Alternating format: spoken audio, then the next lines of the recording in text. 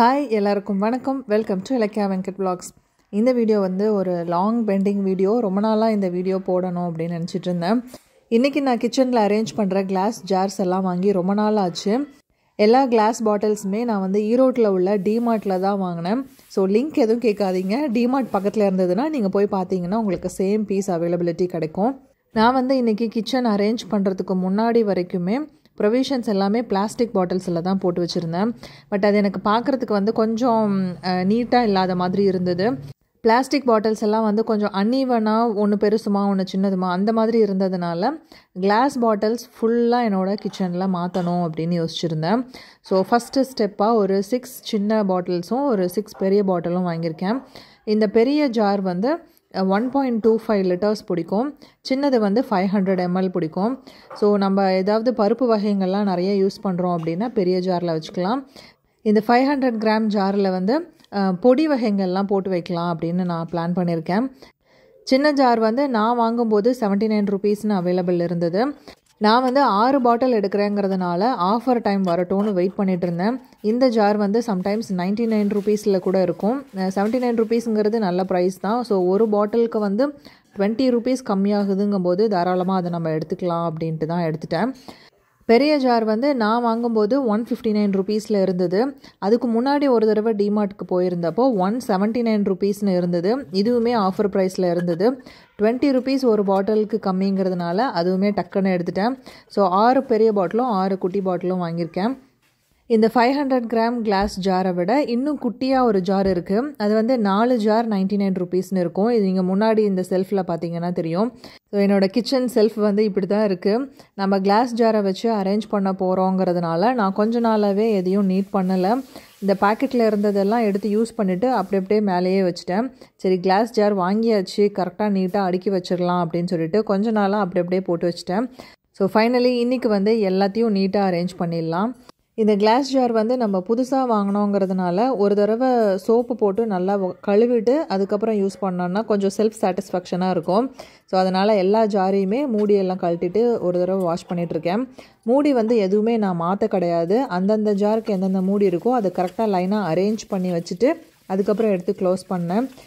எப்படி மூடி மாற்றாமல் வாஷ் பண்ணலாம் அப்படின்னா ஃபஸ்ட்டு 6 ஜாரையும் லைனாக வச்சுக்கிட்டேன். அதுக்கப்புறம் 6 மூடியையும் லைனாக வச்சுக்கிட்டேன்.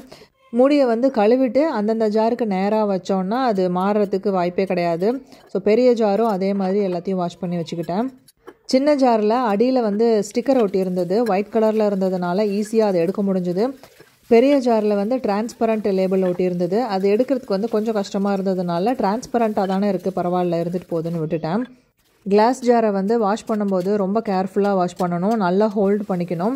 ஏன்னா நம்ம கையில் சோப்பு போட்டு வாஷ் பண்ணுறதுனால வலிக்கு கீழே விழுகிறதுக்கு சான்ஸ் நிறையா இருக்குது. ஸோ கேர்ஃபுல்லாக நல்லா ஹோல்ட் பண்ணிவிட்டு அப்புறமா வாஷ் பண்ணுங்கள். ஒன்ஸ் எல்லாத்தையும் வாஷ் பண்ணதுக்கப்புறம் நம்ம வச்ச இடத்துலேருந்து கொஞ்சம் தள்ளி வச்சோன்னா கீழே வந்து நிறைய தண்ணி இருக்கும். அந்த தண்ணியெல்லாம் எடுத்து விட்டுட்டு கிளாஸை நகர்த்தி வச்சோன்னா பாட்டிலில் இருக்க தண்ணி சீக்கிரமாக காயறதுக்கு யூஸ்ஃபுல்லாக இருக்கும். நான் இந்த வீடியோ எடுத்த அந்த அன்னைக்கு ராகவுக்கு லீவு தான். நடுவில் அப்பப்போ வந்து நானும் ஹெல்ப் பண்ணுறேன் அப்படின்னு சொல்லிட்டு இருந்தான். ஹெல்ப் பண்ணுறதுக்கு நான் ஓகே சொல்லிட்டேன். ஆனால் கிளாஸை ஹேண்டில் பண்ணுறதுக்கு எனக்கு கொஞ்சம் பயமாக இருந்தது, கீழே போட்டானா வேஸ்ட்டாக போயிடுமே அப்படின்னு. பட் கிளாஸ் வந்து நல்ல ஸ்ட்ராங்காக இருந்தது, நல்ல குவாலிட்டியான கிளாஸ் தான். தாராளமாக நீங்கள் வாங்கணுன்னு உங்களுக்கு ஐடியாஸ் இருந்ததுன்னா வாங்கலாம். கிச்சனில் வந்து ரைட் சைடில் 3 செல்ஃப் இருக்குது. நான் வந்து சென்டரில் தான் இந்த மாதிரி நம்ம கை வச்சு எடுக்கிறதுக்கு நம்ம ஹைட்டுக்கு இருந்ததுன்னா ஈஸியாக இருக்குங்கிறதுனால இந்த இடத்துல தான் நான் எல்லா திங்ஸும் வச்சுருக்கேன். மேலேயும் கீழேயும் பாத்திரம் தான் வச்சுருக்கேன். ஸோ ஃபஸ்ட்டு இங்கே இருக்கிற திங்ஸ் எல்லாத்தையும் எடுத்து அடுப்புக்கு பக்கத்தில் தான் இந்த திங்ஸ் எல்லாத்தையும் வச்சுட்டு இந்த இடத்த நீட் பண்ணிவிட்டு அப்புறமா எடுத்து அடுக்கிக்கலான்னு வச்சேன். நான் எங்கள் வீட்டுக்கு வந்ததுக்கப்புறம் கிச்சன் செல்ஃப் எல்லாம் ஒன்ஸ் அரேஞ்ச் பண்ணதோடு சரி, அதுக்கப்புறம் ஃபுல்லாக எடுத்து எல்லாம் க்ளீன் பண்ணலை. அப்பப்போ கொஞ்சம் இடம் மட்டும் க்ளீன் பண்ணியிருக்கேன். பட் இந்த தடவை வந்து 3 செல்ஃபையும் ஃபுல்லாக எல்லாத்தையும் வெளியில் எடுத்துகிட்டு சுத்தமாக க்ளீன் பண்ணிவிட்டு அதுக்கப்புறம் அரேஞ்ச் பண்ணலான்னு ஒரு ஐடியா இருக்குது. ஸோ ரொம்ப நாள் கழித்து க்ளீன் பண்ணுறதுனால அங்கங்கே டஸ்ட் எல்லாம் நிறையாவே இருந்தது. பாக்கெட்டில் இருக்கிற திங்ஸ் வந்து ஏதாவது யூஸ் பண்ணிவிட்டு பாதி பாக்கெட்டில் ரப்பர் பேண்ட் போட்டு வைக்கணும் அப்படின்னா அது இந்த பாக்ஸில் தான் ஃபுல்லாக வைப்பேன். பூஸ்ட் வந்து எப்போவுமே பிள்ளைங்களுக்கு வீட்டில் இருந்துக்கிட்டே இருக்கணும். அதை வந்து பாலில் போட்டு குடிக்கிறாங்களோ இல்லையோ வெறும் வாயில் நிறையா எடுத்து சாப்பிடுவாங்க. நானுமே சாப்பிடுவேன். பட் இப்போ வந்து கொஞ்சம் வெயிட் லாஸ் கான்ஷியஸில் இருக்கிறதுனால நானே யோசித்து இல்லை பூஸ்ட்டு சாப்பிட்டா வெயிட்டு ஜாஸ்தியாகும் அப்படின்ட்டு இப்போ அதிகம் எடுக்கிறதில்ல. ராகவ் வந்து பூஸ்ட் அள்ளி வாயில் போட்டான்னா சின்னதெல்லாம் திறக்க மாட்டான். வாய் ஃபுல்லாக எவ்வளோ பூஸ்ட் போட முடியுமோ அவ்வளோ போட்டு ரொம்ப நேரம் வச்சு சாப்பிட்டுட்டு இருப்பான். யாரெல்லாம் இந்த மாதிரி பூஸ்ட்டு ஹார்லிக்ஸ்ன்னு கிச்சனுக்குள்ளே போகும்போதெல்லாம் சாப்பிடுவீங்கிறத எனக்கு கமெண்ட்டில் சொல்லுங்கள். எனக்கு வந்து ஆக்சுவலி பூஸ்ட் டேஸ்ட்டை விட ஹார்லிக்ஸ் டேஸ்ட்டு தான் ரொம்ப பிடிக்கும். இந்த பெரிய பாக்ஸ் வந்து நான் மஸ்கட்டில் இருக்கும்போது வாங்கினது. மஸ்கட்லேருந்து வரும்போது நிறைய கிச்சன் ஐட்டம்ஸ் அங்கேயே விட்டுட்டு வந்தாச்சு. கிச்சன் ஐட்டம்ஸ் மட்டும் இல்லை, மற்ற வீட்டில் யூஸ் பண்ணுற திங்ஸும் நிறைய விட்டுட்டு வந்தாச்சு. இந்த பருப்பு போட்டிருக்க இந்த பெரிய பாக்ஸில் வந்து பிள்ளைங்களோட ஸ்டேஷ்னரி ஐட்டம்ஸ் எல்லாம் போட்டு எடுத்துகிட்டு வந்தேங்கிறதுனால இப்போதைக்கு இந்த பாக்ஸ் என்கிட்ட இருக்குது. இதை பார்க்கும் போதெல்லாம் எனக்கு மஸ்கட் ஞாபகம் தான் வரும். மஸ்கட் ஞாபகம் வர்றதுக்கு நிறைய திங்ஸ் இருக்குது. பட் கிச்சனில் இந்த பாக்ஸ் பார்க்கும்போது எனக்கு மஸ்கட்டில் இருந்த ஞாபகம் வரும். எள்ளும் கருஞ்சீரகமும் பார்த்தா ஒரே மாதிரி இருக்கும். நான் ஒரு தடவை ஒரு மிஸ்டேக் பண்ணிட்டேன். எள்ளுன்னு நினச்சி கருஞ்சீரகத்தை தூக்கி எள்ளு பாக்ஸில் கொட்டிட்டேன். அதை வந்து எப்படி யூஸ் பண்ணுறது என்ன பண்ணுறதுன்னு எனக்கு தெரியல. அதனால் ரொம்ப நாளாக இது அப்படியே இருக்குது. தூக்கி டஸ்ட்பினில் தான் போடணும்னு நினைக்கிறேன். எள்ளும் கருஞ்சீரகமும் ஒன்றா யூஸ் பண்ண முடியுமா, அப்படி ஏதாவது டிஷ்ஷு ரேராக இருக்கா அப்படிங்கிறத எனக்கு கமெண்ட்டில் சொல்லுங்கள். இது வரைக்கும் எனக்கு தெரியல. நான் எடுத்து டஸ்ட்பினில் போடலான்னு தான் தனியாக எடுத்து வச்சுருக்கேன். நான் அங்கே கிச்சனில் க்ளீன் பண்ணிகிட்டு இருக்கும்போது ராகவ் வந்து இங்கே ஒரு சூப்பரான ஆராய்ச்சி பண்ணிகிட்டு இருக்கான். என்ன பண்ணிகிட்டு இருக்கான்னு வாங்க பார்த்தீங்கன்னா, இது வந்து லைட்டாக அமுத்துனா அது பாட்டு உள்ளே போயிடும். ஸ்பூன் பாட்டுக்கு உள்ளே போகுது பார்த்தீங்களா. ஆனால் இப்போ நான் இதை எடுத்துகிட்டு வேகமாக அமுத்துறேன் பாருங்க. இது என்ன மாவு சொல்லு ஃபர்ஸ்ட். இது வந்து கார்ன்ஃப்ளவரும் தண்ணியும் ஒன்றா போட்டால் நான்-நியூட்டோனியன் ஃப்ளூயிட் வரும். இப்போ பாருங்கள், நான் வேகமாக அமுத்துறேன், போக மாட்டேங்குது.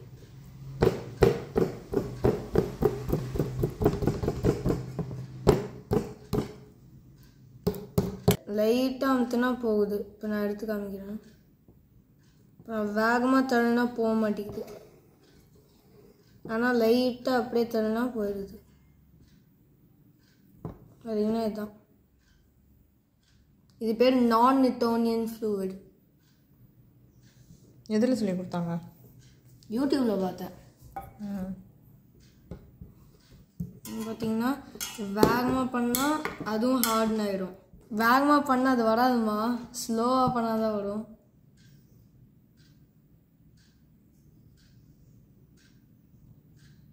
நான்-நியூட்டோனியன் ஃப்ளூயிட் இதே மாதிரி பண்ணு.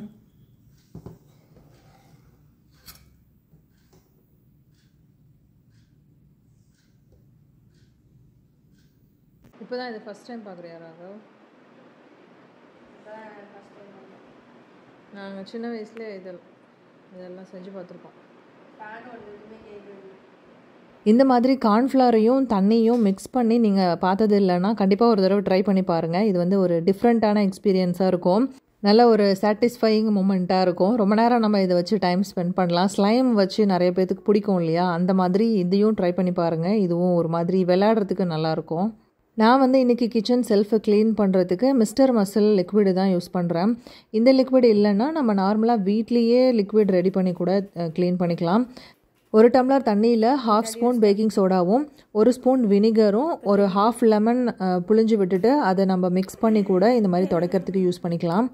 ஃபஸ்ட்டு ட்ரை கிளாத்தில் டஸ்ட் எல்லாத்தையும் எடுத்து விட்டுட்டு அதுக்கப்புறம் ஏதாவது ஒரு லிக்விடு வச்சு தொடச்சிட்டு மறுபடியும் ஒரு ட்ரை கிளாத்தில் தொடச்சோன்னா நல்லா சூப்பர் நீட் ஃபினிஷிங்கில் க்ளீன் பண்ணிடலாம்.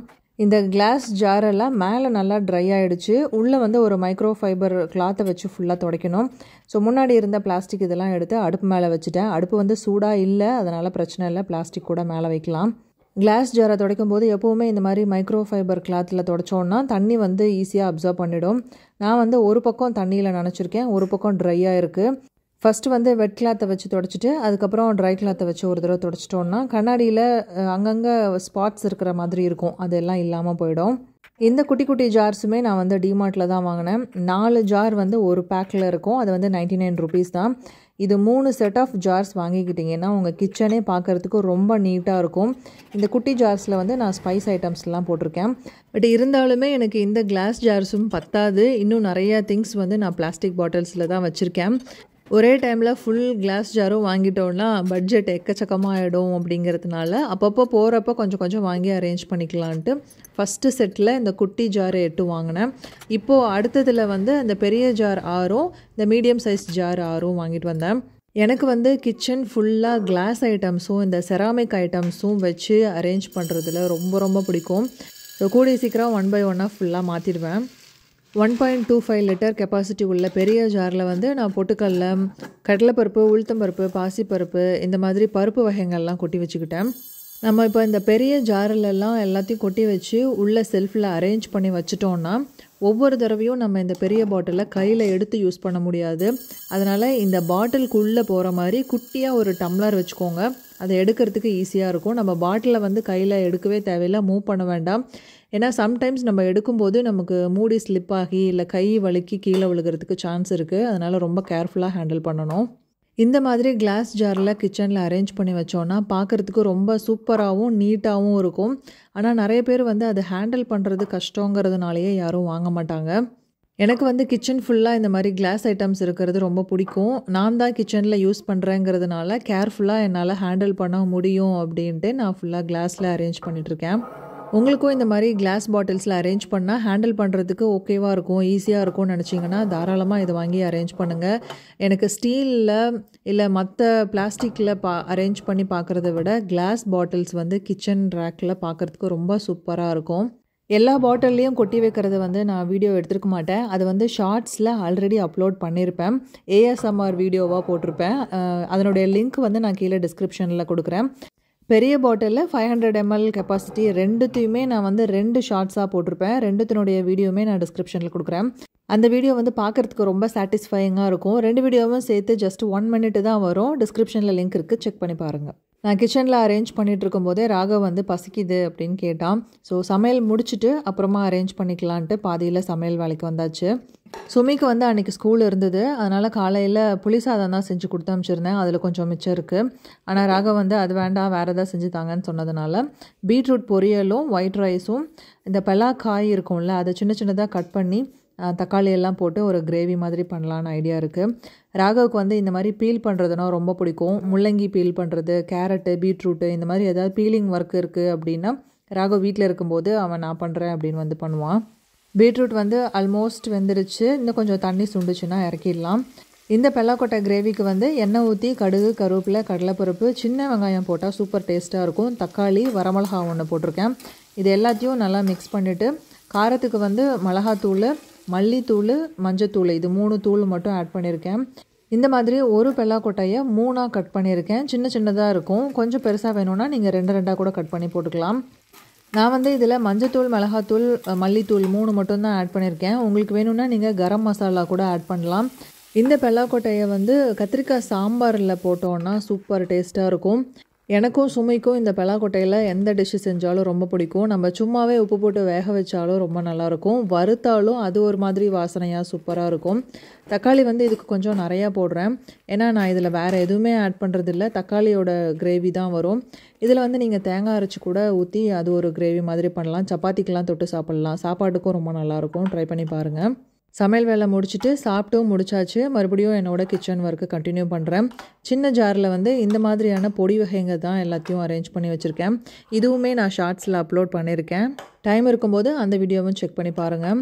இது வந்து ஃபுல்லாக பொடியாக இருந்ததுன்னா பார்க்குறதுக்கு கலர்ஃபுல்லாக இருக்கும் அப்படிங்கிறதுனால மஞ்சத்தூள், ஃபஸ்ட் ஒன் வந்து மஞ்சத்தூள், இது வந்து மிளகாத்தூள், காஷ்மீரி சில்லி பவுடர். கலர் வந்து சூப்பராக இருக்கும், பார்த்தாலே தெரியும், நல்லா பிரைட் ரெட்டாக இருக்கும். இது வந்து சாம்பார் தூள், வீட்டில் அரைச்ச சாம்பார் தூள், அம்மா வந்திருந்தப்போ செஞ்சு கொடுத்தாங்க. இது வந்து மல்லித்தூள், நம்ம வர கொத்தமல்லி இருக்குல்ல அதனுடைய தூள். நெக்ஸ்ட் ஒன் வந்து கருவேப்பிலை பொடி, பார்க்குறதுக்கு கொஞ்சம் க்ரீனிஷாக இருக்கும். இந்த கருவேப்பிலை பொடி பாக்ஸும் இது வந்து நாட்டு சக்கரை. வேறு கிளாஸ் பாட்டில் வாங்கினதுக்கப்புறம் இந்த கருவேப்பிலை பொடியும் நாட்டு சக்கரையும் அதில் மாற்றிட்டு மிளகுத்தூளும் ஜீரகத்தூளும் அதில் போட்டு வைக்கலாங்கிற ஒரு ஐடியா இருக்குது. அது வாங்கும்போது அப்படி மாற்றி போட்டுக்கலாம். ஸோ இதில் வந்து ஃபுல்லாக ஸ்பைஸ் ஐட்டம்ஸ் தான், எல்லாமே கொஞ்சம் கம்மியாக தான் இருக்கும். இது திருப்பியும் ரீஸ்டாக் பண்ணணும்.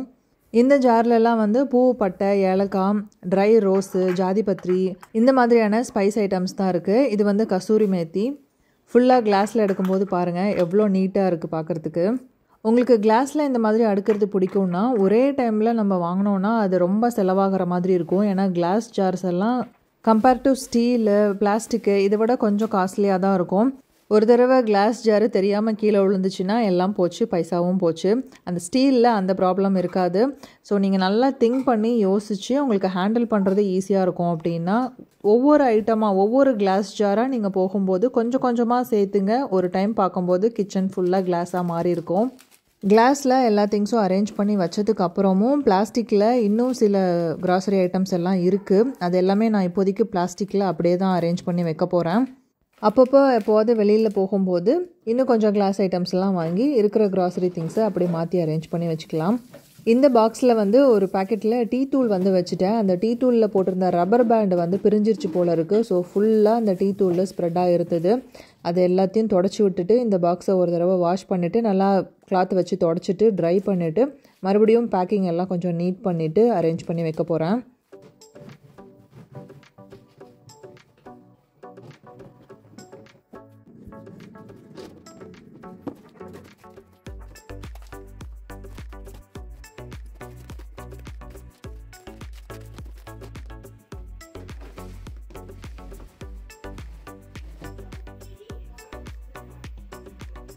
ஸோ ஃபைனலி என்னோடய கிச்சன் ரேக் இப்படி தான் இருக்குது. கிளாஸ் ஜாரெல்லாம் ஒரு சைடாகவும் நடுவில் வந்து அந்த பருப்பு பெரிய பாட்டில் இருக்குது இல்லையா, அதை சென்டராக வச்சு ரைட் சைடு ஃபுல்லாக பிளாஸ்டிக்கும் அந்த பேக்கெட் பிரித்து ரப்பர் பேண்ட் போட்டு வச்சதெல்லாம் அந்த பாக்ஸ்குள்ளேயும் வச்சு இப்படி தான் அரேஞ்ச் பண்ணி வச்சுருக்கேன். இன்னும் ரைட் சைடில் வந்து சீக்கிரமாக காலி பண்ணி ஆகணுங்கிற அந்த ஹெல்த் மிக்ஸு இந்த மாதிரியான கொஞ்சம் பொடி வகைகள்லாம் டக்குன்னு எடுக்கிறதுக்கு ஒரு சைடில் தள்ளி வச்சுருக்கேன். மேலே உள்ள பாத்திரம் அடுக்கியிருக்க அந்த செல்ஃபையுமே க்ளீன் பண்ணிட்டேன். ஆனால் அதை க்ளீன் பண்ணுறத வீடியோவாக எடுக்கல. அரேஞ்ச் பண்ணி முடிச்சதுக்கப்புறம் ஒரு சின்ன கிளிப்பாக போட்டிருக்கேன். கீழே உள்ள செல்ஃபில் வந்து இந்த பாத்திரத்தையும் எடுத்து அடுக்கணும். அதனால தான் கொஞ்சம் எம்டி ஸ்பேஸாக தெரியுது. ரைட் சைடில் வந்து மிக்ஸி ஜார் எல்லாம் அரேஞ்ச் பண்ணி வச்சுருக்கேன். ஸோ இந்த கிச்சன் அரேஞ்ச்மெண்ட்ஸ் உங்களுக்கு பிடிச்சிருக்காங்கிறத எனக்கு கமெண்ட்டில் சொல்லுங்கள். இந்த வீடியோ இதோட முடியுது. நம்ம இன்னொரு சூப்பரான இன்ட்ரெஸ்டிங்கான வீடியோலாம் மீட் பண்ணலாம். என்னோட வீடியோ நீங்கள் இப்போ தான் ஃபஸ்ட் டைம் பார்க்குறீங்கன்னா மறக்காமல் சப்ஸ்கிரைப் பண்ணி வச்சுக்கோங்க. பாய்.